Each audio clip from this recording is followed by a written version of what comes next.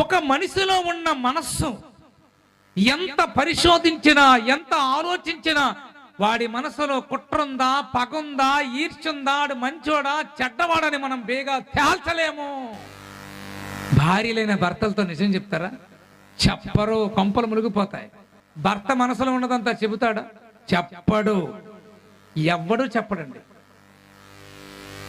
మాట ఒకలాగుంటుంది, మనసు ఒకలాగుంటుంది. అంటే మనిషిదంతా కూడా మాయ, మోసం, నటన.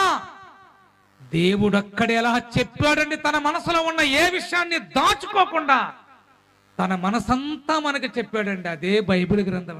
తన మనసంతా 66 పుస్తకాలుగా నీకు రాసి ఇచ్చాడు.